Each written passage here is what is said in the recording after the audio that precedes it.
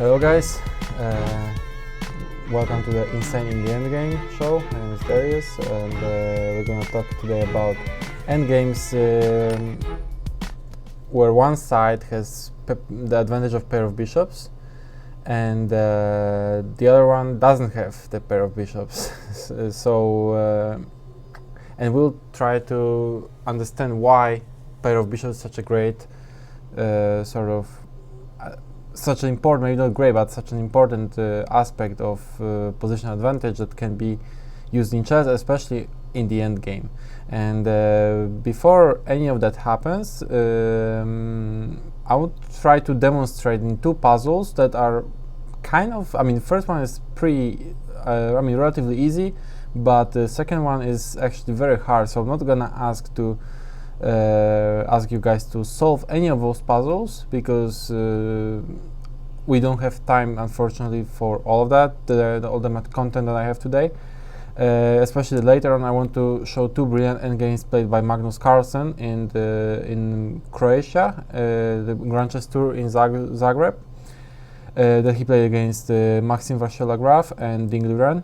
And because of that, I just want to show those puzzles, which basically they are very, very illustrative and instructive as well. So yeah, let's just get started. Is the position there? Mm-hmm. Yeah. So this is the first position, and as you guys can see, basically white needs to. It's like endgame studies sort of. So here, in the first one, white's to move, and basically the white has to stop the pawn. So knight f3 is the most logical move. Bishop g3 also could be logical, but knight doesn't do anything on h2, and usually it's good to bring the knight in. So knight f3 is a good move. Okay, I can see now the chat. Alright, knight f3, and right now there are basically two moves that black has, bishop d2, bishop g3, king c2 for instance, and now very nice idea here for white, bishop c8, king d1, as trying to play e1 finally, but now bishop g4, and e1 is impossible. Okay, if e1 happens, the knight takes e1 with check, and white wins. So it's the little trick that white has, kind of like shows the strength of pair of bishops. And the main line goes king e3, knight e1, logical, just to stop the pawn, block it. Again, black has two options. Let's say if king f2, knight d3, king f1, bishop g3, stopping the pawn because e1 was obviously a big threat. Therefore, bishop g3 stops it. Bishop d2 renews the threat. And right now, very nice move, bishop h4.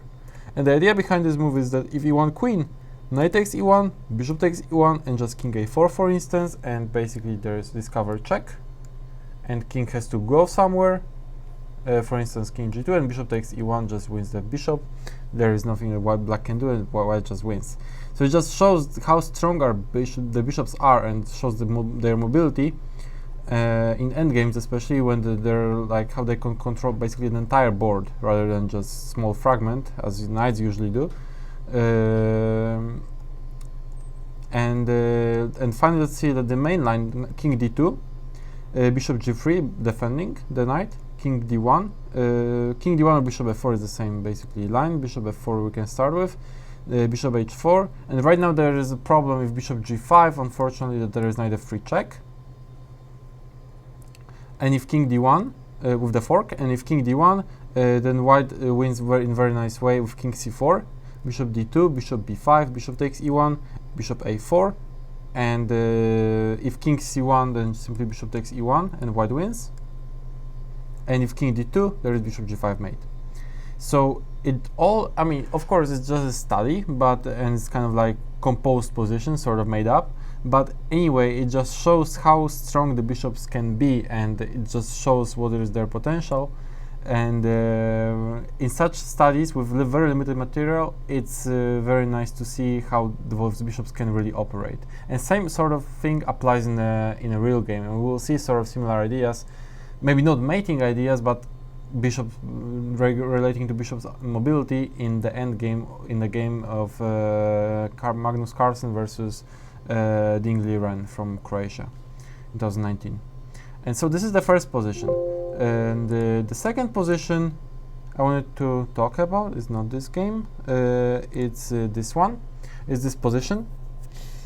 And here this position is also very, very difficult to solve, especially it's very, very abstract. But anyway, nevertheless, I was impressed by the solution, and I just want to quickly show how it goes, because I found it like just stunning. So I found the solution just stunning, and because seemingly white is just about to lose the game. Just exchange down was knight on g8, bishop on h7 are misplaced. It's very likely sort of that they will be under attack at some point. This knight bishop on d2 is still under attack, so it seems like very tough position for white. But bishop h6 is the first move, king f7, running away from the check, king e5. Difficult to sort of kind of better move, to be honest. I don't know, if let's say f3, then would be faced probably by knight g3, and it's sort of getting unpleasant. If here king g5, knight d6, for instance, king f5 probably better move, but still it's kind of like doesn't feel right, sort of.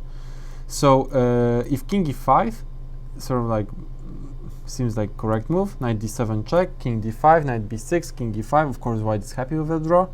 Knight takes f2, knight f6. If white can try to consolidate the pieces, of course bishop g8 is a threat, then will be a draw. But the thing is, black has lots of tricks here. Let's say rook c5, then king d4, rook c6, for instance, bishop g5. Of course, rook takes f6 will be just a draw right now. Knight h3, bishop g8, king g6, bishop h4. And to be honest, I had a hard time here to figure out what would black do next, because the thing is that in here, if bishop h4 immediately, then would be bishop c4. That's why we need to start with bishop g8. And if bishop g8 basically covers the c4 square, and there is no rook c4, therefore. And after knight e4, let's say knight e4, and probably white can hold. It's still some game, but there is no way that black can win some piece immediately, not that I can see at least. Therefore, better tries rook c6, because hitting on this on the 6th rank, both pieces, bishop g8, king g6, and right now it appears that the white cannot defend the knight or the bishop, and but as theme suggests, we should preserve the bishop, not the knight. Therefore, bishop e3 is the best move. Bishop to rook takes f6. Bishop h7, and for instance king g7. Also this line with king f7, we'll get there later. King g7 and bishop d4, and this is very beautiful position in my opinion, because right now it's impossible to make progress. Even though white is on the whole rook down, it's impossible for black to win it. And this position I just find like really impressive. For instance, if rook c6, just bishop f5. Now the knight on f2 is hanging, so black has to do something about it. If knight d1, just bishop e4, hitting the rook again. Rook has to retreat on somewhere on the 6th rank, because otherwise knight on b6 will be lost. Rook f6, for instance, bishop c2, hitting the knight, and knight f2 is possibly the best move, and then bishop f5 back.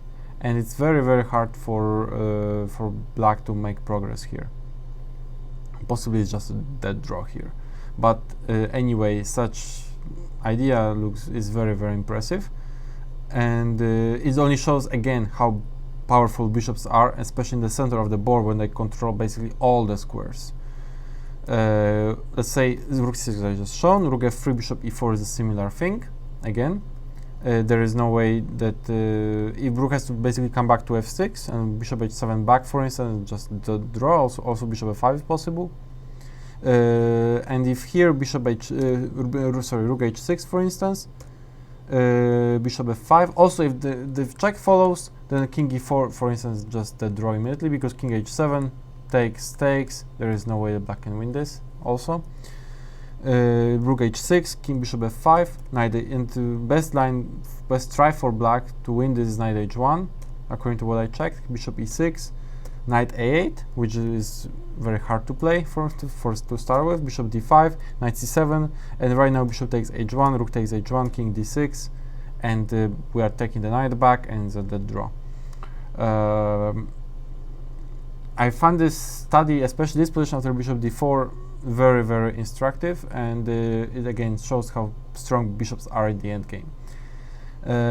Let's quickly look at king f7 line. Here after bishop h7, king f7, because it's also possible. However, if we look at it, it's basically kind of like mirror image of the previous line of bishop on h7.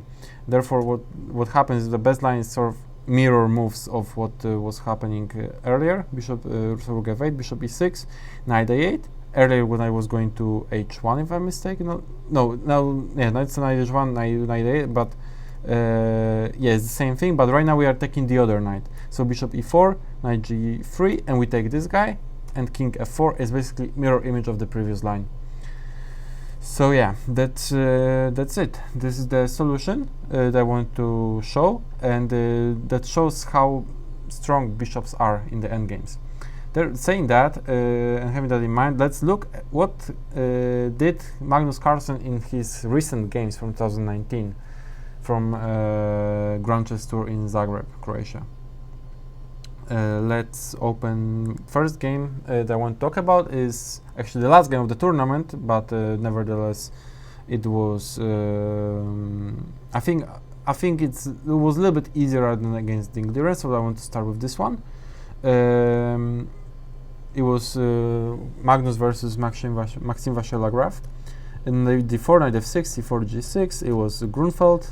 Very popular line. e4, knight takes c3, bc, c5, bishop e3, queen a5, queen d2, knight c6, rook b1, c takes d4, takes, and we got to the typical Gruenfeld endgame. Knight takes a5, bishop d3, bishop g4, short castle, and in this position, Maxime Vachier-Lagrave made a big mistake from strategic point of view.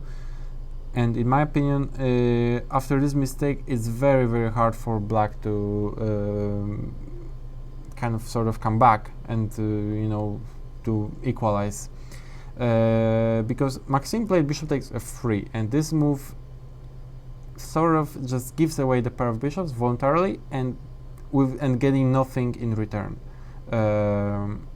Yes, the structure someone may claim that the structure right now is basically messed up for white, but this structure doesn't really matter. Very often actually white can play f4 and pawn then e5, and then this pawn on f4 and stabilizes the center, and while pawn on f2 stabilizes bishop on e3, so actually it's to white's favor. Therefore, this bishop takes f3 move was very, very bad, and taking kind of like a moment, because I also play Gruenfeld with black myself, also with white. I just want to discuss briefly what was supposed to be played and what could have been the alternative. And in my opinion, what Lenier Dominguez played 2015 b6 move was correct. And here I think black has decent chances to equalize. And the main difference is that in many lines, if white goes bishop a6, one of the ideas here for black is to play bishop c8 back, and basically this knight on this bishop on a6 doesn't stand there, as we'll see in the game what happened. This bishop on a6 was extremely annoying, and here after bishop a6, bishop c8, black can simply equalize. So yeah, let me just catch up. This opening is called Gruenfeld. It's one of the most popular openings, and Maxime Vachier-Lagrave, who plays right now with candidates, is one of the major specialists of this opening in the world.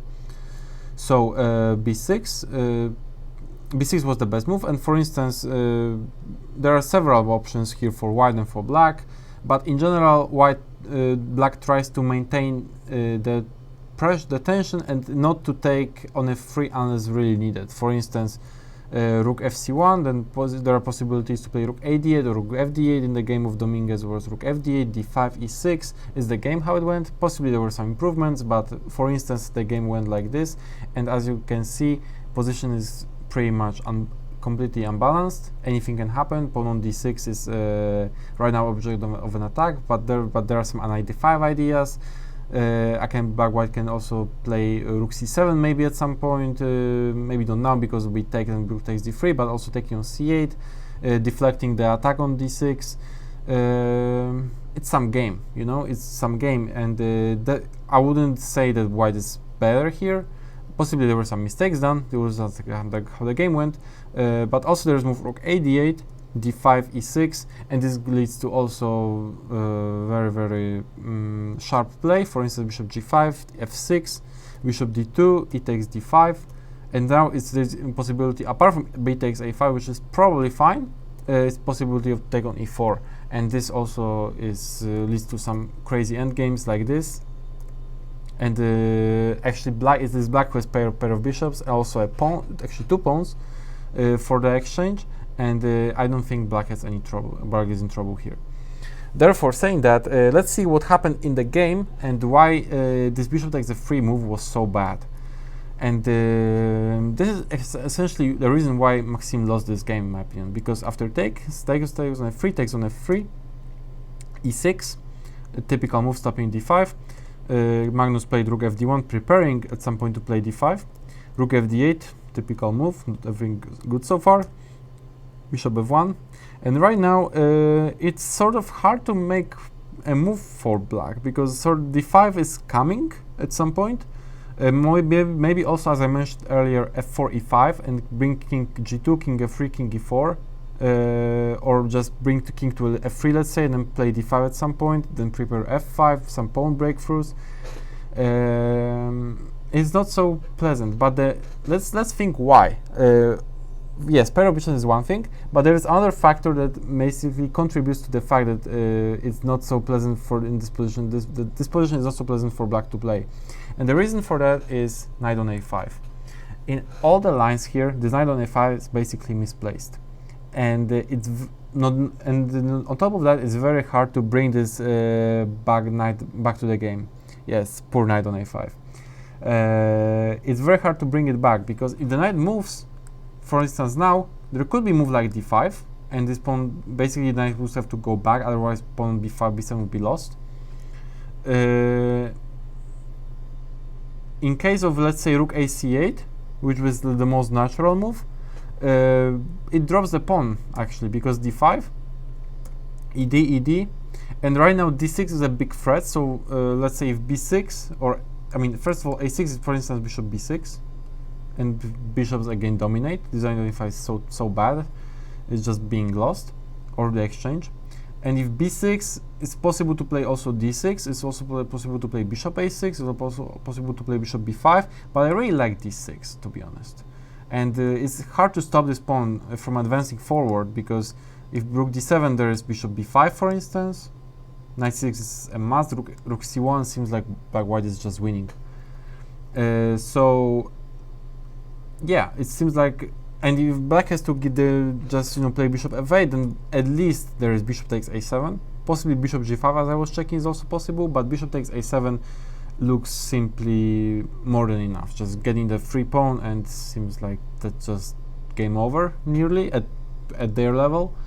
Their level, by their level I mean Carlsen, Maxime Vachier-Lagrave, because pawn up, pair of bishops seems like it should be more than enough in classical game.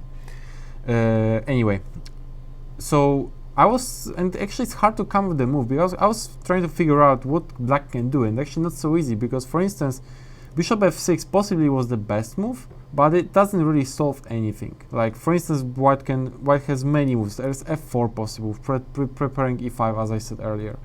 Rook bc1 is possible, with idea of bringing the rook to c7. Yes, it allows knight c6, but again d5, and takes knight before knight comes to the game. But d6 with idea of next rook c7 seems like very unpleasant to face, and I couldn't equalize here with black either. But possibly it was the better chance because at least here this knight is coming back to the game. So tactically, in some lines, maybe black will get lucky.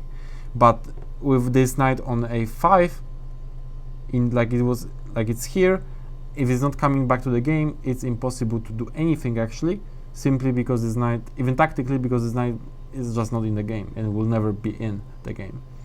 So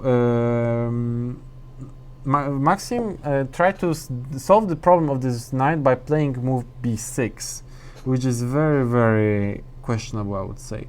Simply, I understand that he wants to play knight c6 and bring this knight to the game, and that prevents this. I mean, in many lines, the pawn on b7 will not be hanging, so sort of he solidifies his structure. But right now, Magnus played very strong move bishop a6, and this move takes under control the c8 square. And after this move, this knight is again not coming back to the game, because knight c6 would be met by bishop b7. It's very instructive, and I will quickly drop back to what I said earlier. Why it was bad to take on f6, f3.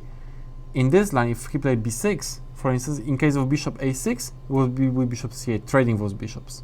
Right now, without this bishop, it's completely busted, because right now, in this position, this bishop is just white's light square bishop is not there, and this white's bishop on a6 has no rival, and it's basically dominating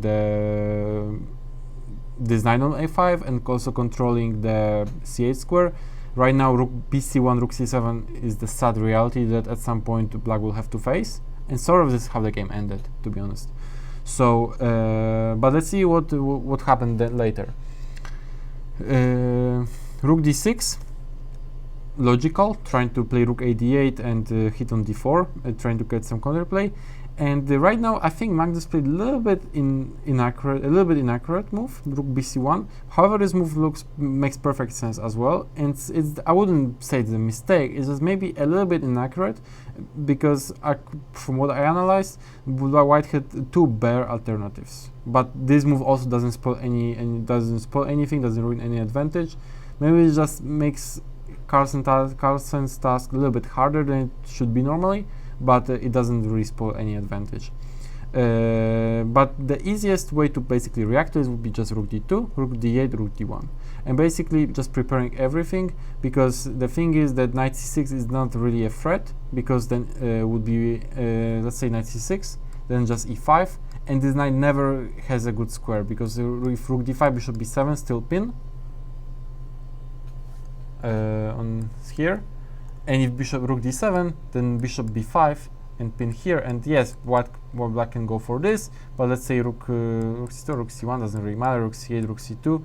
On this pin right now, white just wins a piece. Therefore, knight c6 is still not an option. And having said that, white can just follow up with f4, e5, prepare maybe d5 at some point. Also, it's possible to prepare if f4, e5. Also, it's possible to play d5 instead of this.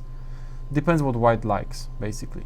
But the thing is that knight is still not coming to the game, and it's very, very hard position for black. It was the simplest.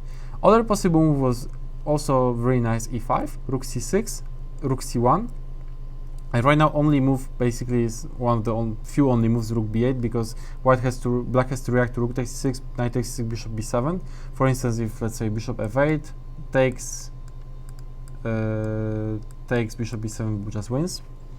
And if rook b8, for instance, bishop b5, rook c8, f4, again this knight just never comes back. It's very unlikely it will come back. White follows up with d5. It is white actually who has better chance of controlling the c file, and it's really, really hard position for black to play. Also, it's possible to simply improve the position of white's king, king g2, king f3, bring it there. Maybe at some point take on c8, play d5. Start making use of majority of the center and king side, because on the queen side, while black's pawns are not going really anywhere, because they're again dominated by the light square bishop. And yeah, it's just much better for white. And rook bc1 also is good, but it's not as good as the two alternatives that I suggested. Possibly there were even more alternatives, but I don't really think that rook bc1 was the best move. Because rook d8, bishop g5, hitting the rook, f6, bishop e3, and right now I think Maxime simply had to activate his knight. It was his last chance basically to activate this knight, and if he doesn't do it, simply he would be just lost in like matter of few moves basically. And this is what happened. First of all, let's see what he should not do. He shouldn't play f5 because bishop g5 just wins. And considering that, logical move, because f5 sort of like is typical idea, opening this bishop and attacking on d4. But if f5 bishop g5 is so unpleasant to face, because then rook from d8 has to move somewhere, and then there is no really an attack for on d4, and this rook on d6 will be again, let's say if rook e8, for instance, there's possibility to play e5, there's possibility to play bishop b5 as well, also d5. d5 I don't really actually like so much, but let's say d5 looks very good, and e5 looks very good, and then rook c7 or something like this. Also bishop b5 looks good, rook c7 looks good, even stacking a pawn on d4 is more than enough for sure. Looks just winning, or like at least huge advantage. That's why he played h6, which is logical because he prevents bishop g5, which he realizes was so dangerous.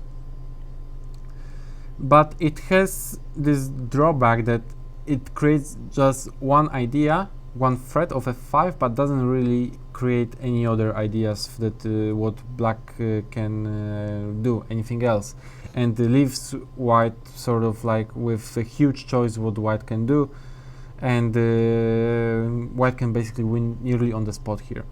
But the best defense was basically knight c6. Basically, with this knight on a5, black cannot do anything. If this knight comes back to the game, at least maybe tactically in some lines it's possible to survive. That's why the best chance was to play just simply knight c6. And this is also shows what's the usually, if you have bad position in endgame, when your opponent has pair of bishops, try to activate all your pieces as much as you can. And here even knight c6 maybe doesn't work. We don't know this during the game, but this is anyway the best chance that you can try in order to confuse or muddy the waters, or try to confuse your opponent tactically. This is the only chance basically. If you play moves like h6, you're not gonna make any of that, because knight is still on a5 and all white pieces are perfectly placed. Nothing tactically will ever work for black here. So knight c6 was the only chance. Let's see what happens. d5, he takes d5, and right now white has two options. Both look decent.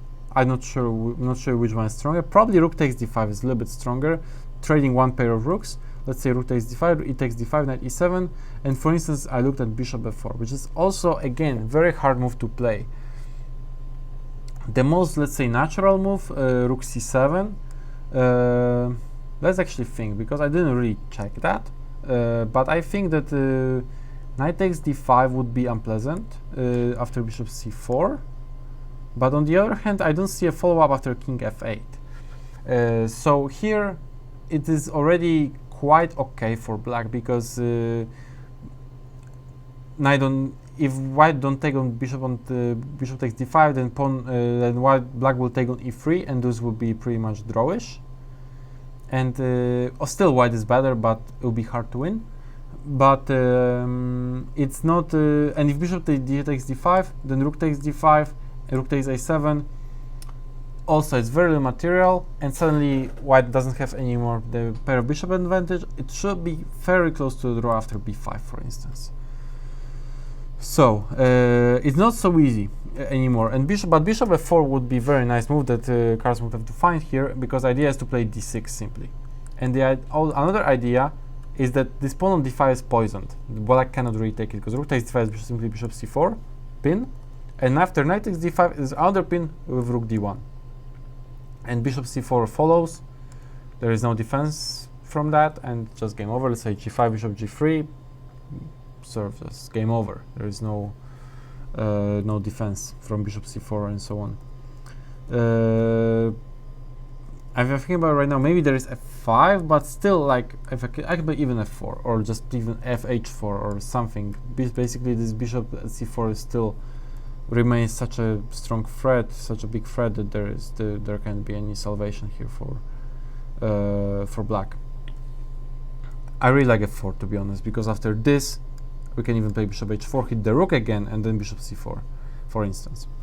So having said that, bishop f4 will be very hard move to find, and tactically, you know, if white doesn't find it, suddenly it can get tricky because pawn on d5 is hanging. So this is the best the way to play it. Let's say, for instance, king f8. I thought bishop c4 is just simply much better for white, because knight takes d5 is still not possible because of rook d1. But you know, knight at least is on e7, not on a5 right now, and it's possible to play knight c8, maybe knight d6, or knight d5, knight d6, maybe knight f5, bishop h6. You know, it's some game. It's still not clear whether white can really win this with the best defense that black can do. Definitely white is much better, but it's not so easy to win this, in my opinion.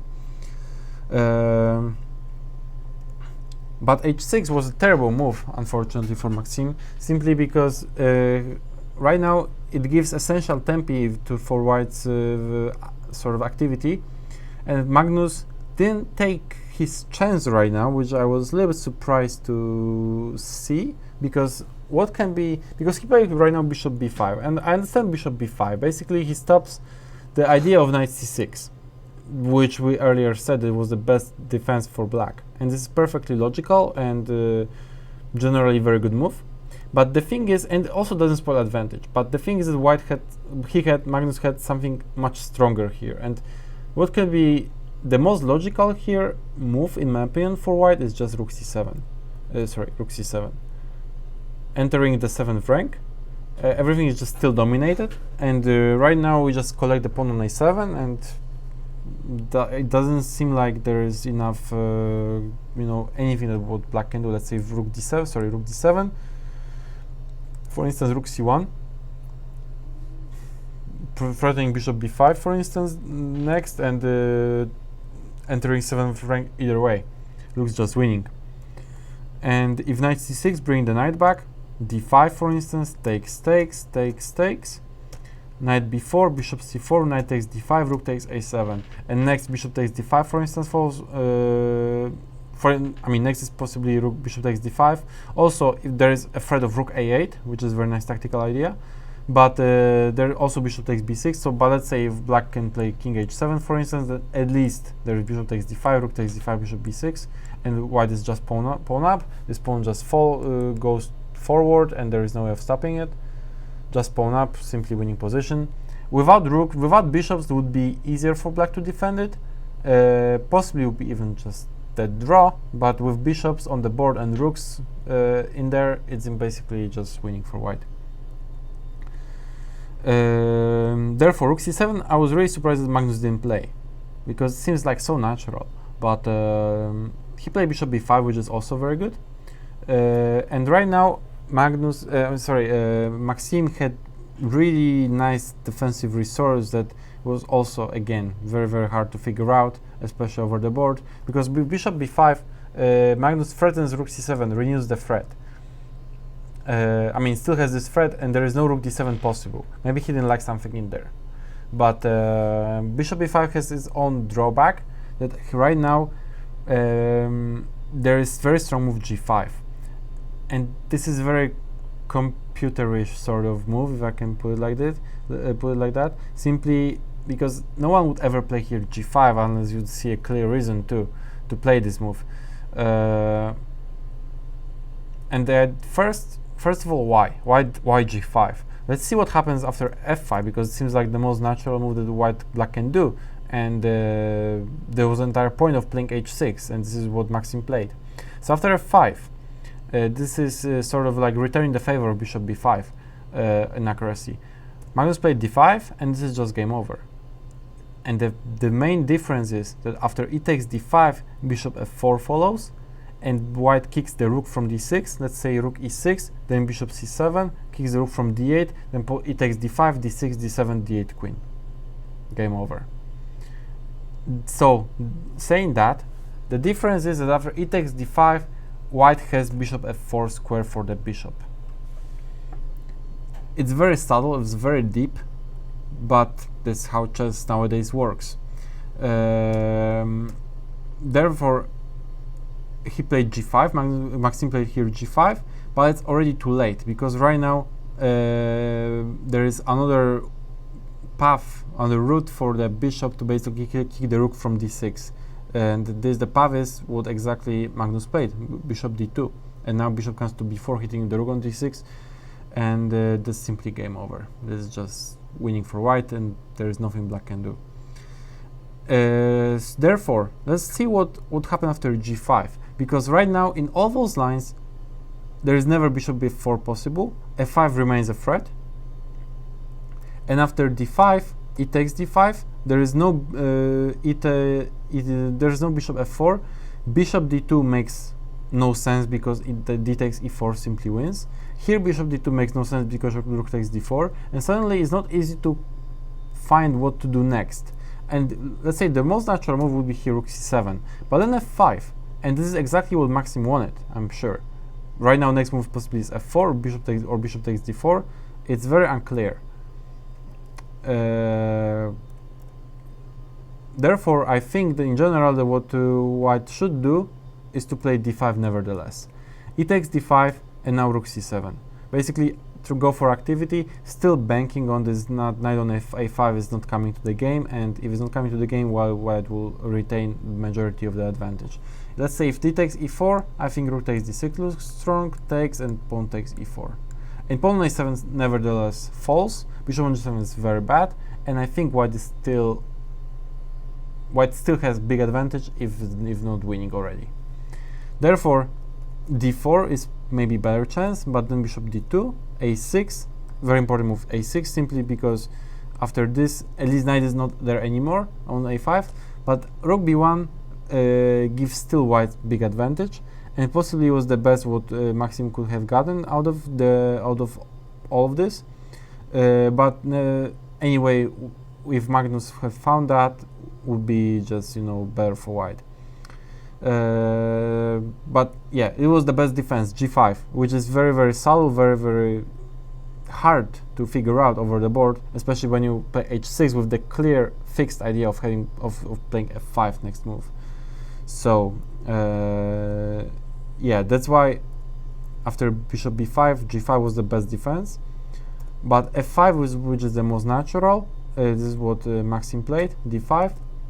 Now g5 comes a little bit too late. If he started with g5, it was better move order basically.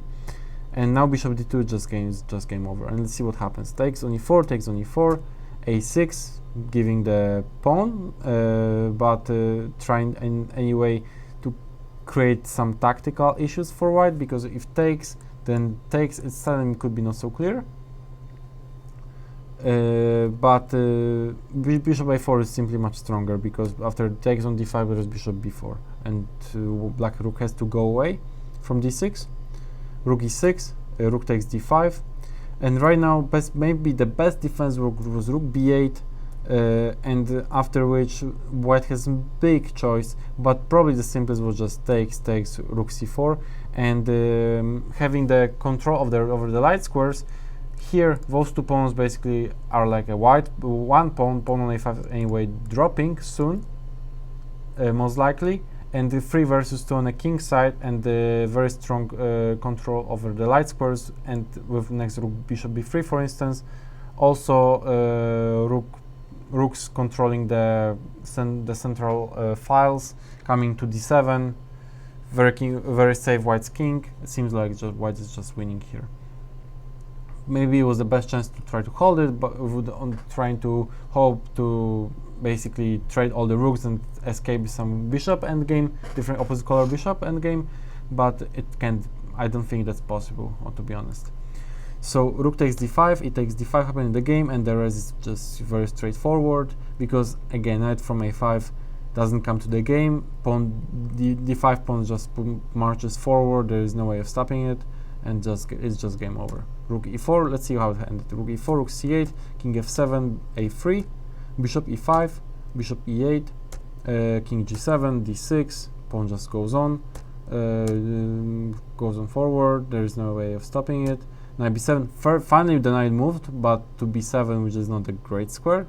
Bishop b7, d8 just coming in, bishop b4, rook e4, rook c6, bishop d4, rook c7, and this is where Maxime resigned, because after rook takes e7, the simplest is just rook takes b7, and d8, there is no way of stopping d8 queen. Let's say rook e1, king g2, bishop f6, d8 queen, and there is discover check. So let's simply game over. And after rook c7, yeah, wait, here rook c7, this is where Maxime resigned. So yeah, great nice technique by Magnus, despite some inaccuracies and some very often hidden defensive resources for Maxime. Overall it was brilliant endgame and just shows how strong bishops are and what bad knight in such positions can basically mean for the defensive side. If there is bad knight, position can be just collapsing or like be about to be collapsing, and this is what happened in the game. Alright, and let's see finally the last game that I wanted to talk about, and this was equally, not this position, equally instructive as the previous game. Here I will skip the opening because it was very sharp, and let's just focus on the end game. And I want to start discussing from this position. Rook e8. Last move was basically rook e8.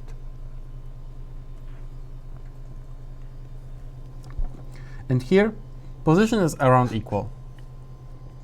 But the question is what to do next with white, because white is to move, and it's not easy to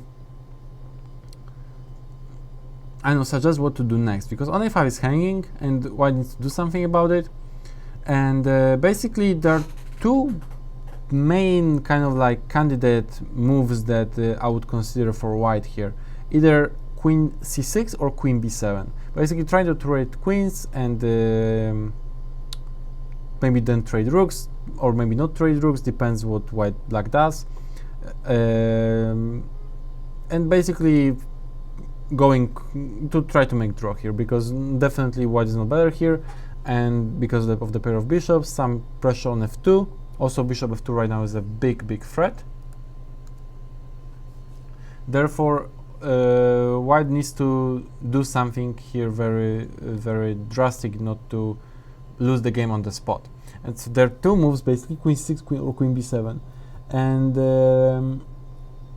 both of them look equally appealing at the first sight, but if you look at it a little bit deeper, it becomes clear that one of them is very bad and one of them is okay, and leads to, let's say, equal position. So let's see. Let me see the chat.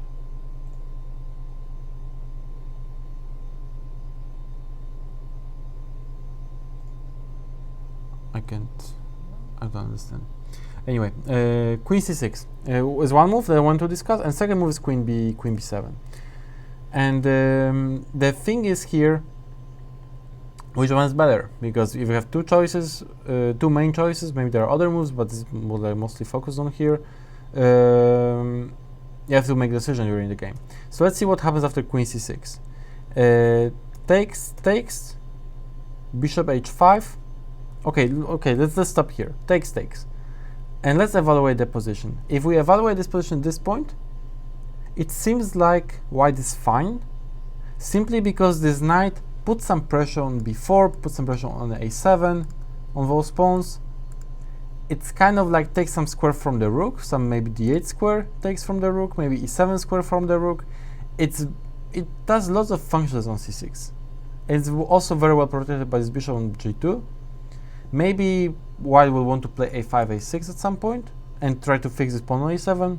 Seems like it's okay, this position for white. And let's look at the alternative. Queen b7, takes, bishop f8. And what about this knight right now? Is this knight good or bad? In my opinion, it's not great, simply because it doesn't really do anything in there. Yes, it maybe controls d8 square from the rook sometimes, not sure when it would even matter. But basically it has no future, because this bishop from f8 covers knights, those two squares, d6 and c5. It seems like this knight doesn't go anywhere from there. It doesn't attack any of those pawns that were supposedly object of an attack earlier. and it's hard to make the next move for white. Basically, after 2 move calculation, it's already easy to figure out why one of the moves is better than the other. Because at first sight, it seems like both are equally good because both trade queens and leads to similar same structure, same everything. But the mobility of pieces suddenly tells us different story. And with knight on c6 is just white's position is fine, while with knight on b7 it's bad. Someone told me once that knight on b7, basically b7, g7, g2, b2. I think it was Michał Gurewicz, so best regards to Michał. Basically, one of those squares knight is the board square for the knights. Therefore, having said that, this was a mistake. Queen 7 was a mistake.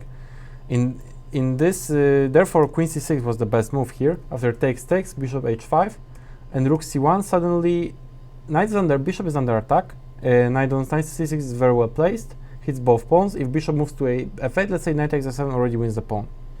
And yes, black has to find, let's say, rook e2, and there is enough compensation for sure. But white is clearly not worse. For instance, b3, bishop f7, analyze something like this, knight c6, rook b2. If bishop b3, already knight d4 wins. Have a look at how this knight on c6 is active. Already, we can't take pawn because knight d4 is very strong, and just seems like it wins or nearly wins for white. Definitely, white is not in any trouble here. If rook b2, it's possible to play just knight a5 if we want to make just a draw, because the bishop takes b3 will be met by takes, and different color bishops just draw. And if rook b2, but there's also move a5, which is very sort of aggressive and leads to forced draw basically by rook takes b3, a6, rook a3, a7, b3, and just rook b1. Right now, the next we have this bishop on g2 supporting this pawn. Knight has to just jump somewhere, attack on b3, and we basically trade off pawn on a7 for the pawn on b3, and it's just a dead draw. So yeah, that will be it basically for this queen c6 move. Why it was much better, and the main difference, I will repeat that, lies in the activity of the knight. And having flashback to the previous game versus Maxime, again, this knight on a5 in the previous game was very bad, and right now it's similar idea that after queen takes b7, this knight on b7 will be very bad, and this will be source of the problems for the defending side, meaning for white here. So let's see what happens. Also, another move, there was bishop b6, which was also very possible, and possibly was maybe a little bit more accurate, but let's not go into details about that, because there is not much of a difference between those two moves. Let's say a5, bishop d4, I analyze something, and those lines are pretty complicated. I don't think it's really important, because bishop f8 is much simpler move that Carlsen played, very practical, and I really like his decision. Let's say bishop e5, and I know, king g2, there is b3 move, there is lots of moves. For instance, if king g2 is not good to take on b2 because knight d6, there is some game going on, and basically will be completely different game. Let's just focus on what Carlsen did in his game. Bishop f8, I really like this move because it restricts the knight from coming to c5 or d6. And right now, Ding Liren made a huge mistake, simply because he played bishop c6, and this seems like it's a very natural move. But again, in such positions, in general, when opponent has pair of bishops and you are defending side, you need to focus on maximum improvement of your pieces. I mean, this applies almost everywhere, but especially in such endgames where we are defending, you need to create the most practical problems for your opponent actively. And right now, the worst piece in the position is on b7. No doubt about it. No wonder. Like b7 doesn't do anything. Has no future basically there, so it must be activated somehow. And the only way basically to activate it was to play knight d8. And the idea is to finally bring this knight to c6 and try to make draw like that. And let's see what happens, because for instance bishop b5 is already a mistake because knight d6, and again knight comes back to the game, suddenly tricks work for white, some tactical tricks. Therefore bishop h5 is possible, but still knight d6 gives some checks, you know, some tactical ideas. It's not so clear. But anyway, after knight d8, rook takes d8 in my opinion is the best move, and this already gives possibility to maybe have some chances to escape in a different color, I mean opposite color bishop endgames. Rook d1, bishop f1, bishop c5, and right now this position, in my opinion, white is still suffering, white is still trying to make a draw here, because yes, it seems like it's just a draw because it's different color bishops. White doesn't have really big weaknesses here. Position is relatively solid, but still it is black who is pushing here because of the activity of the pieces and the fact that white's pawns are a little bit more exposed than black's pawns. For instance, I analyzed it a little bit and I came to the conclusion that it's pretty unpleasant for white to play. Let's say rook c2, bishop b6, g4, and let's say rook a1, let's say b3, rook b1 already. Suddenly there is no way to defend this pawn on b3 because bishop is pinned and pawn b3 falls, and if the b3 pawn falls, it seems like it's just winning for black. Therefore h3 has to be played or something like this, rook a4, bishop c4, trying to activate the bishop, and some position like this where black has clearly some chances to win because it's just a pawn up. But on the other hand, there are different color bishops and possibilities of making draw here because with the kind of like blockade, maybe b3, bishop b5, bishop a4, and activating the rook there. However, if I will say that if there were no rooks, it would be the draw. But with the rooks on the board, suddenly there are many ideas, because sometimes black may try to sacrifice an exchange and activate the king, and with the help of the pass pawn win the game. Therefore, I wouldn't say it's a draw. Definitely white has to still defend, but the chances to make a draw are pretty big. But anyway, this was the best defense, and Ding Liren didn't want to maybe suffer in such endgame. He wanted to basically trade rooks, and this is what he was aiming for, which is also understandable. But as we will see, the endgame is not without rooks is very difficult for black. It's very instructive. Bishop c6, rook e7, f3, bishop c4, trading rooks, and transforming the position to two bishops versus a bishop and a knight. Rook takes e7, bishop takes e7, king f2, f5, all logical, king e3, bishop g8. It's nice little idea. Basically, the bishop there will not be in the way of black's king in many lines. Also, will not run into sort of like unnecessary attack from the knight or bishop or something. Just doesn't stay in the way of black's pieces. And king d3, and this is the most important position I think from the entire game after king d3, because here, as I checked, both players had around here like in 30 or 40 minutes, so basically had lots of time. There were like five moves to the time control, and they had lots of time, and they could take their time and figure things out.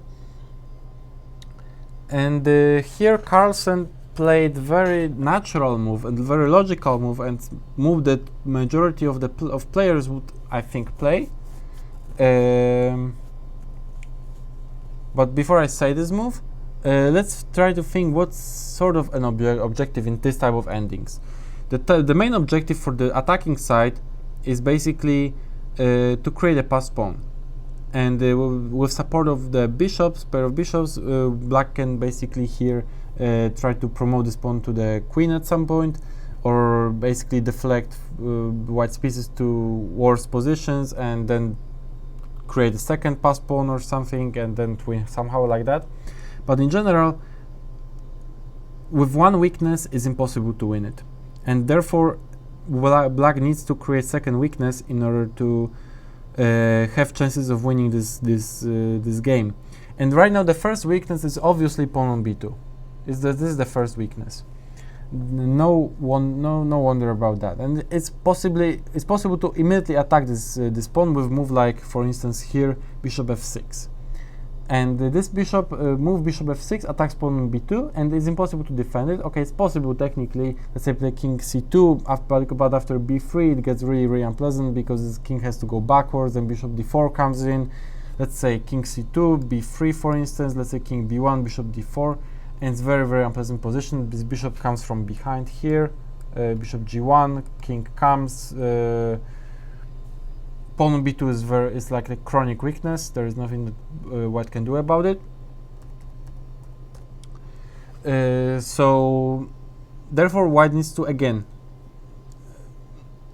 look for counterplay, for active counterplay. And bishop f6 attacks the pawn on fb2, true, but also leaves d6 and c5 square for the knight available. Therefore the best defense is to play knight d6 and look for active counterplay and activate the knight. Bishop takes b2, knight f5, king f8, let's say. Also king f6 is possible, but let's say king f8 is maybe more subtle by some reason. Knight d3. And right now, because white's king is so close to the king-queen side, this pawn on b3 doesn't really matter. And with the threat of bishop d5, it's suddenly also not easy to say what's next, what black should do next. And I don't think black is still definitely better, but the way to make the progress is not obvious at all. I would say even that if white manages to trade bishops, pair of the white light square bishops, and then somehow block this b pawn with the knight, then you know, maybe try to surround this b4 and a7 pawns and try to win it somehow. Of course, it's a very, very long term and probably will never happen, but this is ideal scenario for white that white is hoping for, let's say here. And here I would say it could be possible in some lines, simply because it's not easy for black to kind of like to win it. Therefore bishop f6 is premature here, and it's not black should basically try to avoid attacking just one weakness, but try to create two weaknesses that black can attack at the same time, sort of, and then by deflecting white's pieces from one to another, try to find a breakthrough then. And this is what exactly Carlsen did here, and he played here move g4. And right now, upon top of pawn on b2, which is a weakness, which could have been already attacked, right now pawn on h2 becomes a chronic weakness as well. And this is a very logical move, very typical idea and so on, because right now it's impossible to move this pawn from h2 anywhere, and looks like the most logical move that what else white black can do in this position. And when I was analyzing this game, I came to the brilliant kind of like conclusion that it wasn't actually the best move, that there was the same idea but bare execution of this idea to create a second weakness.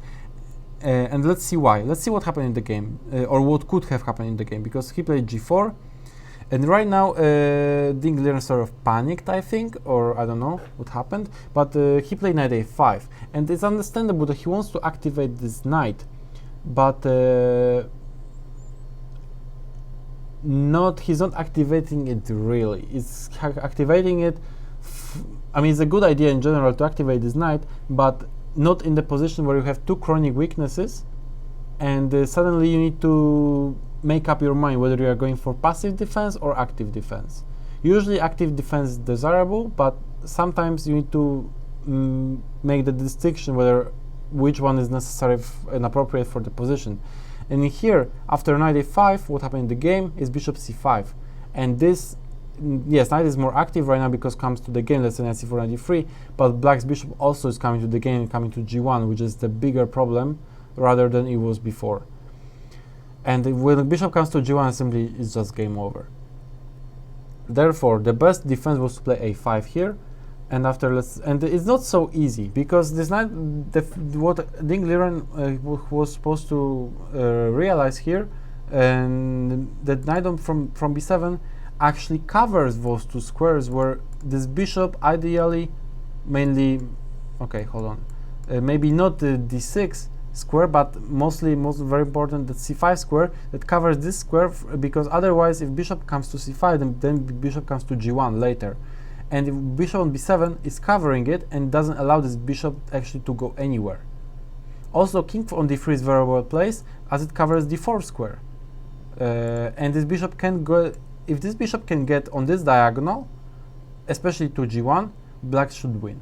But if it doesn't get there, I don't really see how black can make a progress here, because king from d3 covers this square, knight from b7 covers c5 square, also king from d3 covers e3 square. It's not easy to find a breakthrough with black, and this was the right moment basically to realize that on b7 it could be a good defensive idea, which is very instructive as well.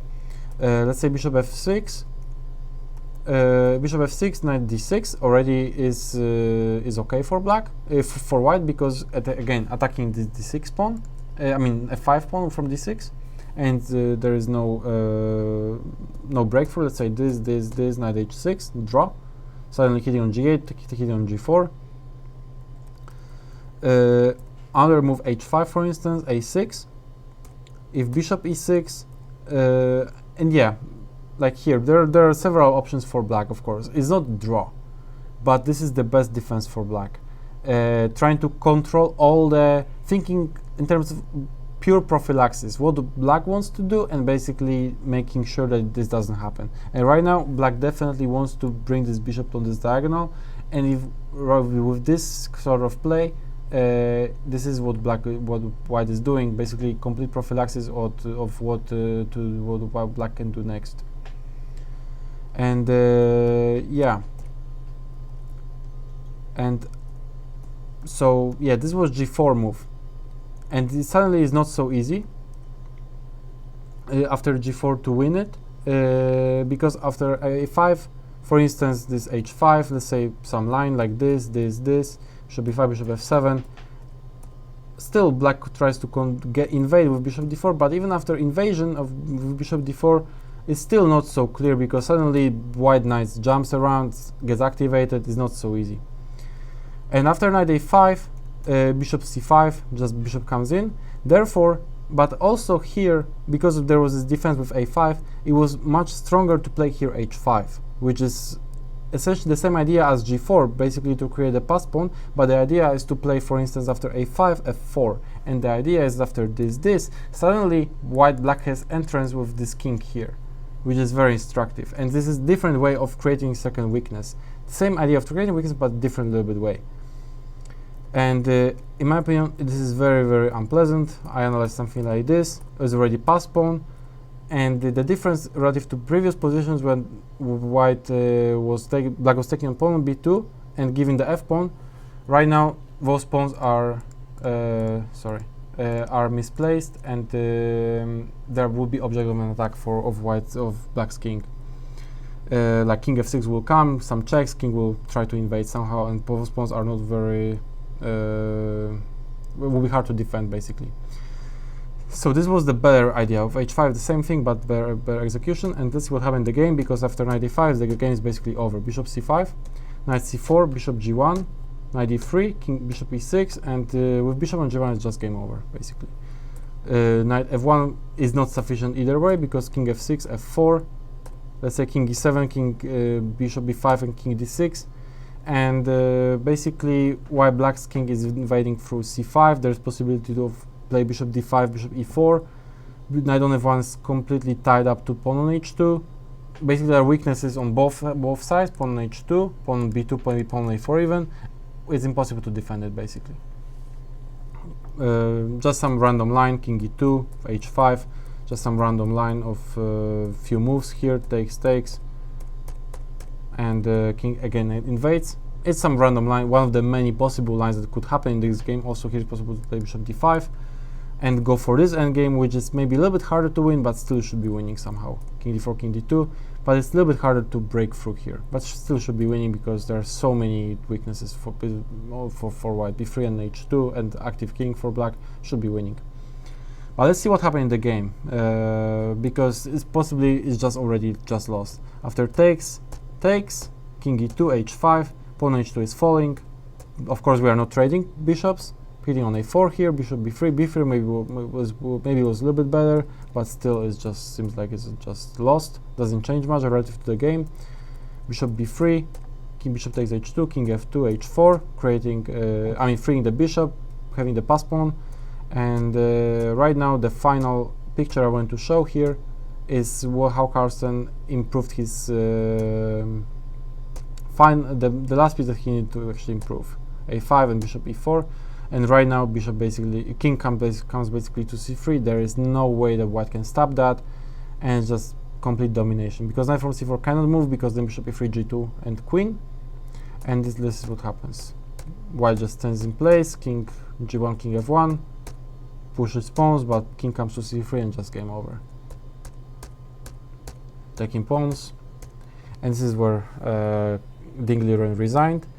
It was very instructive endgame in my opinion, and just shows how strong pair of bishops can be. But I also tried to point out what are the best, because sometimes you may end up on being the worst side of such endgame. So I also want to try to show what are the best approaches to try to hold it somehow, and hopefully defend it eventually. So hopefully it was instructive, and all was interesting, and I wish you to be on the positive side of such endgames, obviously. But if this doesn't happen, I hope that you will know how to defend as well. So that's all I have for today. Thank you guys.